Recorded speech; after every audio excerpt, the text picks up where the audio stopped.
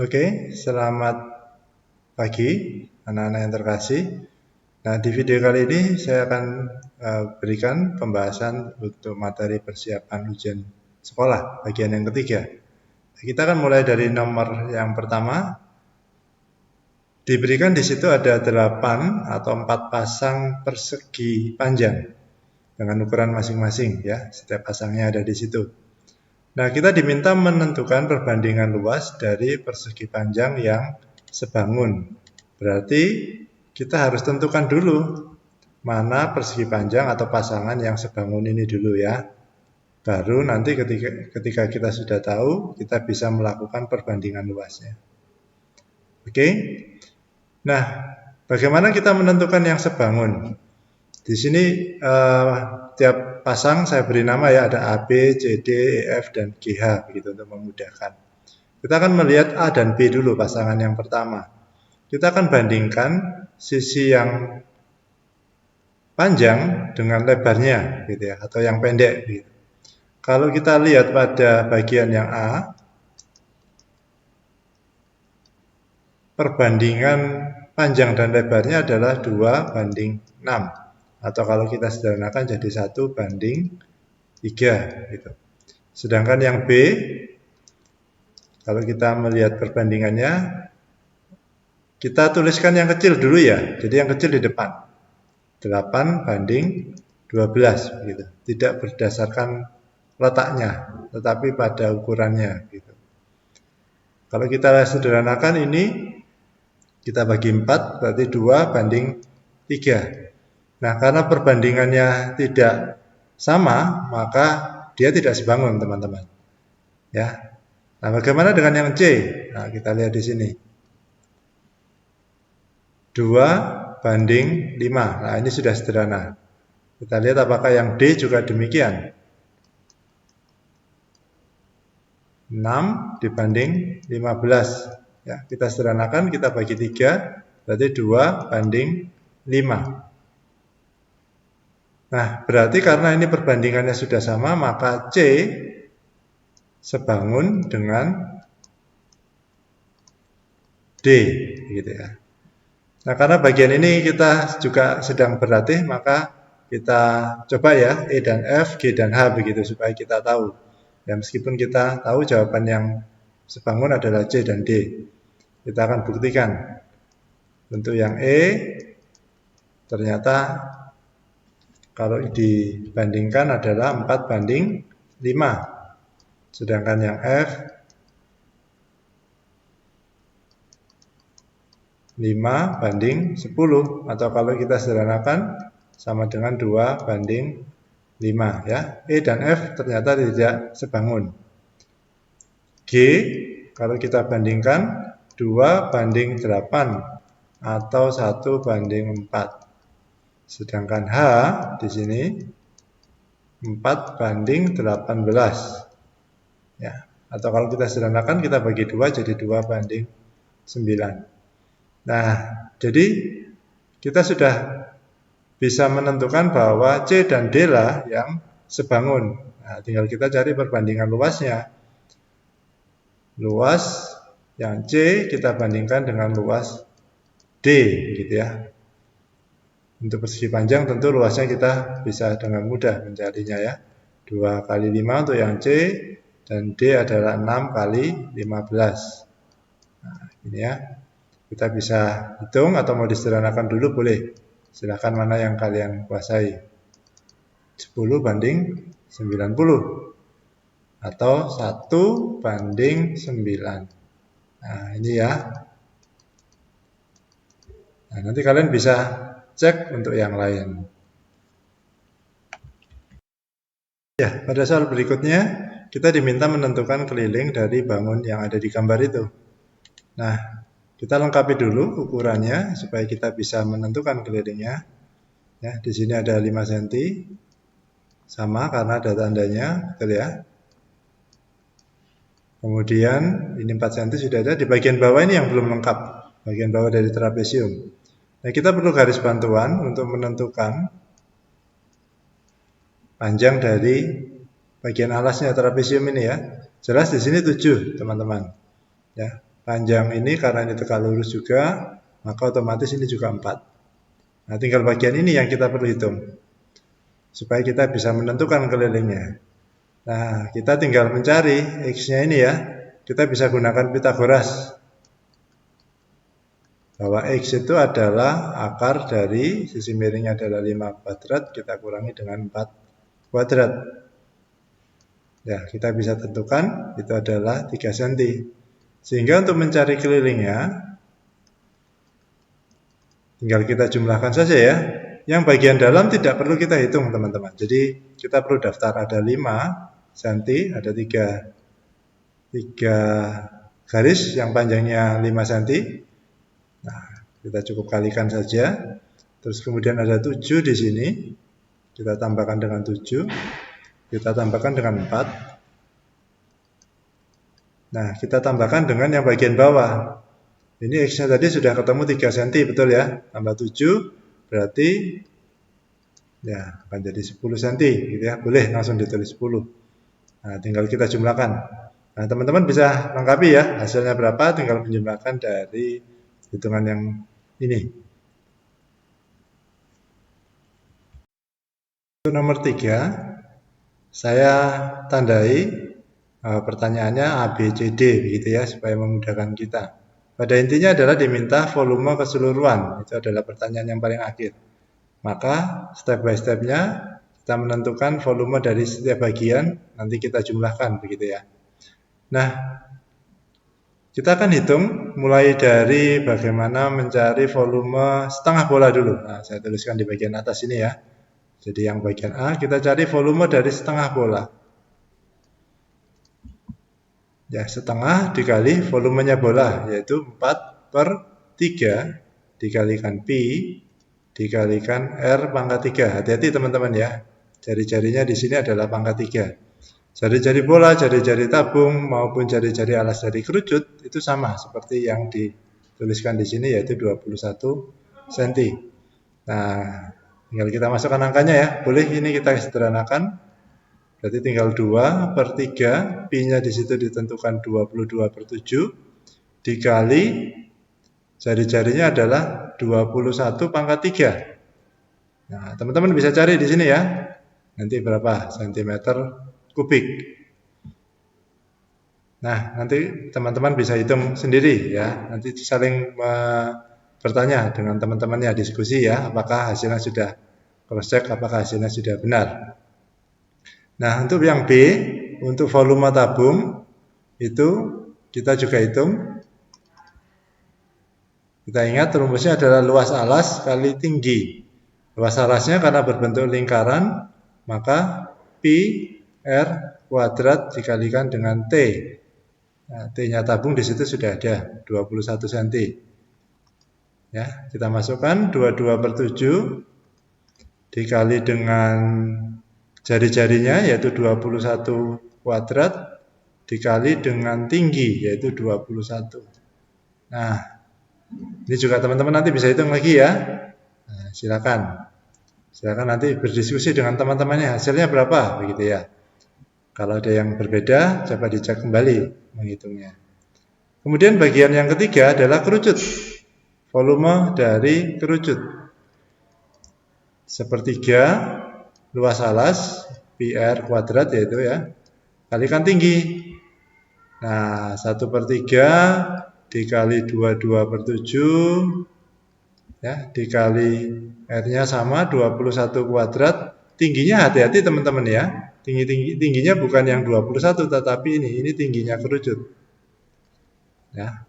Tingginya kerucut di situ adalah 28. Nah, ini teman-teman juga bisa menghitung kembali ya berapa hasilnya. Nanti kalau sudah ketemu masing-masing hasilnya, maka teman-teman bisa menghitung untuk bagian yang D, jadi volume total ya atau volume keseluruhan ya, tinggal volumenya setengah bola. Nanti teman-teman hitung hasilnya berapa, ditambah volume tabung, ditambah volume kerucut. Nah, nanti pasti akan sudah bisa ketemu ya. Gampang ya. Nah, silakan teman-teman nanti saling berdiskusi ya untuk berapa hasil yang ditemukan. Ya, pada soal nomor 4 kita akan melihat sebuah prisma dengan alasnya berbentuk jajaran genjang yang berwarna hijau itu ya. Dan ukuran-ukurannya sudah ada. Nah, pada bagian akhir yang ditanyakan adalah luas permukaan. Ini ya. Nah, sebagian-bagian sebelumnya akan membantu kita untuk menentukan berapa luas permukaan pada prisma ini. Nah, saya akan mulai dengan jajaran genjang ini ya. Jadi A, B, C, D di situ. Nah, kita tahu kalau jajaran genjang ini 10 cm, maka CD ini juga 10 cm. Karena diketahui keliling alas atau keliling jajaran genjang ini adalah 36, nah ini BC dengan AD ini sama. 36 ini berarti adalah 10 tambah 10 tambah X tambah X begitu ya. Sehingga kita bisa tentukan nilai X-nya. Nah, kalau kita hitung ini X-nya adalah 8 cm. Oke, maka sudah tahu panjang BC adalah 8 cm. Tinggi jajaran genjang, ini yang harus kita cari untuk nanti menentukan luas dari jajaran genjang maupun permukaan dari prisma. Ya, tinggi ada di sini teman-teman. Oke, sama. Kalau kita mau dipakai di sini juga tidak apa-apa. Diketahui bahwa sudut BAD atau di sebelah sini adalah 30 derajat. Nah, teman-teman kalau seperti ini sudah kita tahu 8 panjangnya. Saya akan gambar ulang segitiga yang sebelah kiri ini ya, ini 8 dan ada 30 di sini, maka kita akan ingat ada sebuah segitiga yang istimewa. Ya, segitiga istimewa adalah segitiga yang sudutnya adalah ini siku-siku ya, teman-teman ya. Ini siku-siku dan salah satu sudutnya 30 derajat. Ya, satunya pasti 60 derajat. Maka perbandingan dari panjang sisinya ini, jika segitiganya dengan sudut seperti ini pasti 2 banding 1 banding akar 3. Nah, kita pakai perbandingan itu karena bentuk segitiganya sama, sudutnya juga sama di sini ya. Maka kalau ini 2 banding 1, sisi miring dengan sisi tegaknya ini, maka jika sisi miringnya adalah 8, maka kita bisa tentukan ini adalah 4 cm. Ya, menggunakan segitiga istimewa. Maka kita bisa jawab tinggi dari jajaran genjang itu adalah 4 cm di sini ya. Nah, jika tingginya sudah diketahui teman-teman, maka kita bisa menghitung luas dari jajaran genjang. Ya, karena jajaran genjang itu alas, maka saya tulis adalah luas alas. Yaitu alas kalikan tinggi, atau kalau saya masukkan angkanya 10 dikali dengan 4. 40 cm persegi, gitu ya. Luas selimut. Luas selimut pada prisma itu adalah keliling alas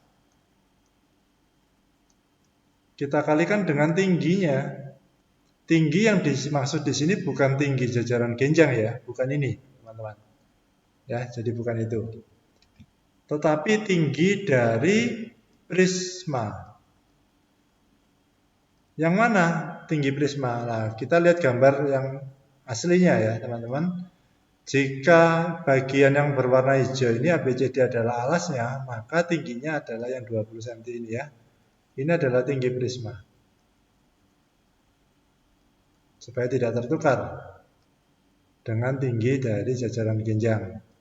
Oke, keliling alas tadi sudah diketahui 36, kita kalikan dengan 20. Sehingga kita bisa menemukan 720 cm persegi. Nah, itu adalah luas selimut dari prisma. Luas permukaan prisma atau luas prisma saya tulis di sini.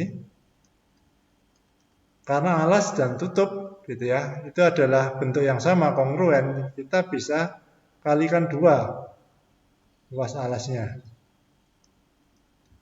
kita tambahkan dengan luas selimut. Nah, di sini karena angkanya sudah ada semua, teman-teman bisa hitung. Ya, sehingga nanti bisa menemukan luas permukaan dari prisma yang ada di gambar itu. Nah, pada soal nomor 6 ini terkait dengan peluang. Ya. Cerita yang ada di soal saya coba gambarkan begini untuk membantu mengilustrasikan. Ya, ada bola merah nomor 1 sampai 9, ada bola biru nomor 10 sampai 15 dan bola hijau nomor 16 sampai 21. Nah, kita ikuti alur ceritanya, teman-teman. Pengambilan bola pertama bernomor 7. Berarti bola yang nomor 7 kita coret dan tidak dikembalikan ke dalam kotak. Oke, kita coret ya, teman-teman. Kemudian bola kedua atau pengambilan kedua adalah bola bernomor 13 dan tidak dikembalikan. Saya coret di sini. Pengambilan ketiga yang terambil adalah bola bernomor 18 dan juga tidak dikembalikan. Oke. Yang ditanya adalah peluang pengambilan keempat, yaitu bola hijau, bola ganjil berwarna hijau. Nah, kita perlu daftar dulu, teman-teman. Bola ganjil yang berwarna hijau itu ada di mana? Ya, ada satu ini kan, ganjil yang berwarna hijau. Jadi harus memenuhi dua-duanya, nomor 17, nomor 19, dan nomor 21. Ya, jadi harus ganjil dan berwarna hijau. 11 tidak perlu karena dia tidak berwarna hijau. Nah, untuk menentukan peluangnya, kita tinggal hitung saja. Yang memenuhi syarat ganjil dan berwarna hijau. Berarti ada 3 bola di situ. 3 dari berapa bola yang ada, yang masih ada di tempat itu. Yang kita sudah coret, maka kita bisa abaikan. Nah, total ini harusnya ada 21 bola, sudah terambil 3, berarti tinggal 18, teman-teman. Ya. Nah, jika berbicara tentang peluang, pada umumnya akan disederhanakan bentuk pecahannya. Sehingga ini kita bisa sederhanakan jadi 1:6. Nah, inilah peluangnya, teman-teman. 1/6. Pengambilan bola ganjil berwarna hijau. Pada nomor berikutnya, kita akan melihat ada grafik di situ yang disajikan dan kemudian ada beberapa pertanyaan terkait dengan ukuran pemusatan data dan penyebaran data. Gitu ya. Nah, karena semua pertanyaan di sini terkait dengan data laki-laki atau diagram batang ini berarti yang berwarna biru ya, maka kita fokus di sana. Jadi kita bisa abaikan grafik batang yang berwarna merah gelap ini ya. Nah, supaya lebih mudah nanti untuk menghitung, teman-teman, saran saya adalah dari diagram grafik batang itu kita ubah dalam tabel. Usia itu adalah kita bisa anggap sebagai X-nya gitu ya, atau nilainya. Sedangkan banyak orang itu adalah frekuensinya dalam juta begitu. Kita lihat jika di situ usianya atau X-nya adalah 15, ternyata di sini ada berapa ini? 22, 24, 26. 26 juta orang. Kemudian usia 20 ada 22 orang. 22 juta ya, dalam juta di sini. Untuk yang 30 usianya ada berapa ini? 6, betul ya? 40 ternyata ada 4 juta begitu ya. Terus kemudian 50 juga sama, ada 4. Kemudian 60 di sini ya. Nah, ini kita panjangkan sedikit tabelnya. Ada di tengah-tengah sini ya, kita tidak tahu persis tapi ya dikira-kira saja, teman-teman. Nah, ada 1. Nah, untuk mencari rata-rata, modus dan median, kita bisa gunakan tabel ini. Jadi ketika kita sudah punya tabel ini, kita bisa abaikan diagram yang ada, karena sudah digantikan dengan tabel yang kita buat. Nah, kita buat dulu perkalian antara frekuensi dengan nilainya. Nah, ini kita kalikan ya. 15 kita kalikan 26, hasilnya 390. 26 20 dikalikan 22, 440 gitu ya. Saya tulis semua, jadi dikalikan nilai dengan frekuensinya. 180, 160, 200, dan 60 di sini. Oke. Nah, kita jumlahkan teman-teman. Yang kita jumlahkan adalah di kolom yang frekuensi dengan kolom F kali X ini ya, frekuensi kali nilainya. Nah, kita jumlahkan. Nah, total frekuensinya adalah, atau saya kasih simbol begini ya, jumlah dari frekuensinya adalah 63. Sedangkan total dari frekuensi kita kalikan nilainya itu adalah 1430. Nah, jika yang ditanya adalah rata-rata, ya, rata-rata simbolnya ini ya, X ada topinya begini, itu adalah total dari perkalian frekuensi dengan nilainya dibagi dengan total frekuensi. 1430 dibagi dengan 63. Nah, ini bisa dihitung ya teman-teman ya. 22,698. Ya, atau kalau mau dibulatkan boleh menjadi 23 ya, karena lebih dari 5. Modus berarti kita mencari frekuensi yang tinggi. Siapa di situ frekuensi yang tinggi? Nah, ini di sini. Ya, frekuensinya paling tinggi. Berarti kita tidak perlu menghitung, kita tinggal menyebutkan saja. Modusnya adalah bukan 26 ya, teman-teman, bukan frekuensinya yang disebutkan tetapi nilainya. Nilai yang mempunyai frekuensi paling tinggi. Nah, untuk median berarti adalah tengah-tengah ya, namanya juga median ya. Nah, median kita mencari siapa sih yang ada di tengah-tengah. Teman-teman bisa menggunakan seperti ini. Jadi data keberapa yang ada di tengah-tengah. Gitu. Total frekuensinya di situ adalah 63. 63 karena dia ganjil, untuk mencari tengah-tengahnya ya kita tambah 1 dibagi 2 gitu ya. Berarti kan 64 kita bagi 2, 32. Nah, bukan 32 jawabannya teman-teman, tapi siapakah orang gitu ya, atau data yang ada di urutan ke-32. Kalau kita lihat dari paling atas, ini sudah 26. Ya, yang di kategori 15 ini ya. Nah, ini sudah 26 orang yang ada di sini. Berarti untuk 32, kalau kita jumlahkan dengan frekuensi yang di bawahnya, nah ini kan sudah 48 ya, berarti lebih. Berarti 32 ada di sini. Orang ke-32 ya. Nah, berarti yang kita sebutkan sekali lagi bukan frekuensinya, tetapi nilainya. Yaitu 20. Ya, orang ke-32. Nah, kita urut dari yang paling kecil. Betul ya? Nah, kita lihat lagi, apalagi ya yang perlu dicari. Di sini ada jangkauan kuartil atas, kuartil bawah, dan interkuartil. Gitu ya. Nah, ini bisa kita jawab dari tabel yang kita buat. Jangkauan, kalian bisa melihat, kalau jangkauan tinggal dilihat saja, data yang paling besar siapa? 60. Kita kurangi dengan data yang paling kecil. Ya, 45. Nah, begini. Nah, kuartil bagaimana? Ada kuartil atas, ada kuartil bawah. Teman-teman ya. Kalau kuartil atas itu berarti Q3, betul ya. Nah, ini kita lihat di sini. Kuartil bawah itu Q1. Nah, ini yang harus diingat teman-teman. Nah, ini apalagi kuartil itu ya. Mungkin ada beberapa teman yang sudah lupa mungkin ya. Kalau kuartil bawah itu Q1. Nah, ini. Sama seperti median, teman-teman. Jadi kita harus cari dulu posisinya. Ya, kuartil itu berarti seluruh data kita bagi 4. Kalau kuartil bawah atau Q1 itu berarti 1/4. Data 1/4 dari, nah, kan total frekuensinya ada 63. Kita tambah 1 dulu. Oke. Kita hitung di bawah sini ya. Berarti 1/4 dari 64. Kita kalikan dengan 64.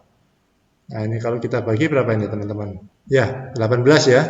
16, betul ya. Nah, berarti kita mencari orang ke-16 atau data ke-16 ada di mana? Berapakah nilainya, gitu ya.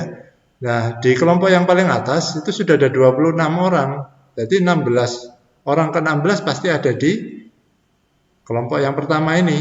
Nah, maka kita bisa tuliskan 15. Ya, sekali lagi yang ditulis adalah nilainya, bukan urutan keberapanya, gitu ya. Kuartil atas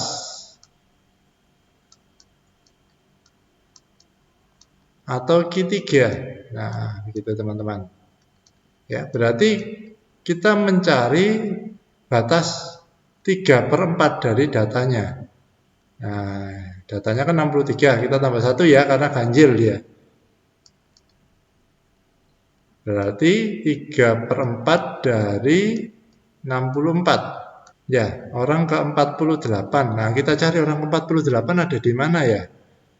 Kalau kita lihat di sini, kelompok yang pertama dengan kelompok yang kedua, kalau dijumlahkan 48, berarti persis. Orang ke-48 adalah di ujung kelompok yang kedua. Maka kita masukkan nilainya yang ditulis ya, betul ya? Nah, lalu ada lagi satu lagi jangkauan interkuartil ya. Saya tulis di sini. Jangkauan interkuartil. Nah, kita tinggal mencari selisih dari kuartil ini atau kalau pakai rumus Q3 kita kurangi dengan Q1. Ya, 20 dikurangi dengan 15 atau 5. Nah, inilah teman-teman caranya untuk mencari pemusatan data maupun penyebaran data dari sebuah tabel. Nomor terakhir pada bagian ini, kita diberi sebuah segitiga dengan ada garis perpanjangannya, dengan sudut-sudutnya ada, kecuali sudut bagian ini ya. Nah, kalian bisa lihat di situ. Kita diminta mengurutkan sudut-sudut pada segitiga QRS ini dari yang paling besar hingga yang paling kecil.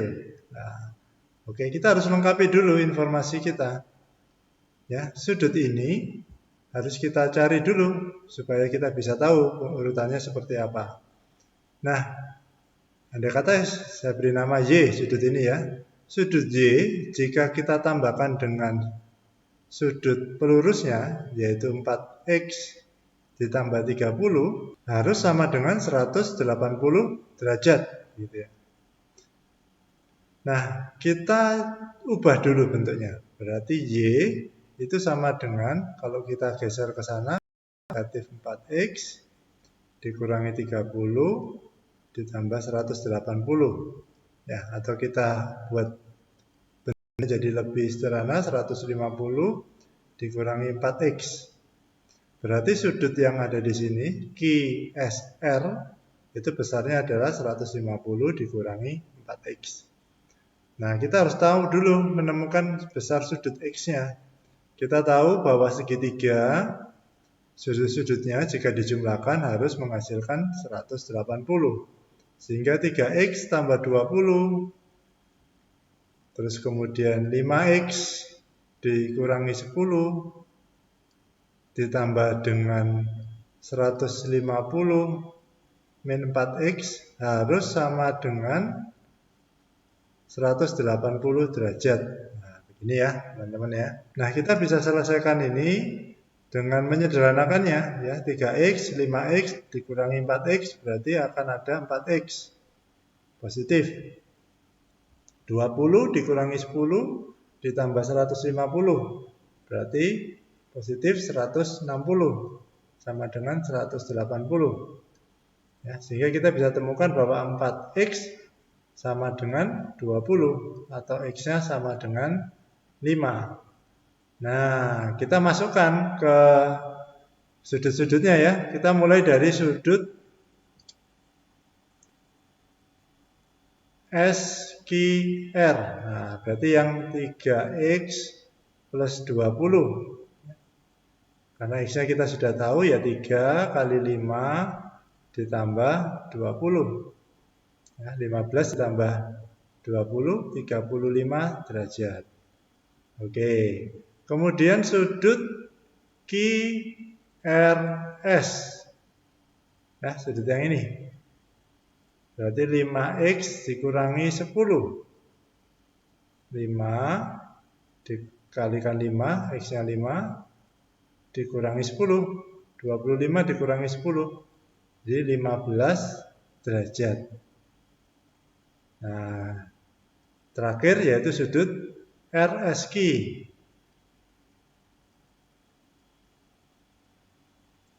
Yang di situ adalah 150 dikurangi 4X. Atau 150 dikurangi 4 kali 5, yaitu 20 kan ya. 150 dikurangi 20 berarti 130 derajat. Maka dari sini kita bisa tentukan kalau diminta mengurutkan dari yang paling besar, tentu ini yang paling besar ya. Paling besar nomor 1, paling besar nomor 2, dan ini paling besar atau paling kecil ya. Oke, semoga ini bermanfaat teman-teman untuk persiapan kalian menghadapi ujian sekolah. Selamat belajar, Tuhan Yesus memberkati.